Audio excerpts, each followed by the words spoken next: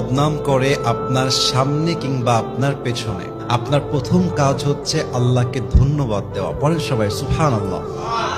কি সুন্দর কথা আল্লাহ তাআলা বলছেন, খুব খেয়াল করবেন। আল্লাহ বলছেন, সবর ধারণ করো তাদের কথার ব্যাপারে যারা তোমার ব্যাপারে বদনাম করে। এর কারণ আমি আল্লাহ জানি তারা যা বলছে সত্য নয়, বরং তুমি হচ্ছ আসল সত্যবাদী। তুমি সেই অন্যায়টা করো নাই।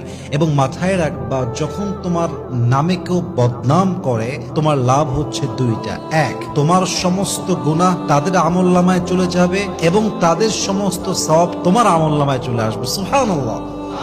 তো যারা বদনাম করবে তাদের জন্য আপনি আফসোস করবেন যে ইস রে, আমার ভাইটা বুঝে না, আল্লাহ আমার ভাইকে তুমি হেদায়াত দান করো। কিন্তু মানুষের বদনামের জন্য, অন্যের চরিত্র নষ্ট হওয়ার জন্য নিজের চরিত্র নষ্ট করা, এটা বোকামি ছাড়া আর কিছুই হতে পারে না। ঠিক কিনা বলে?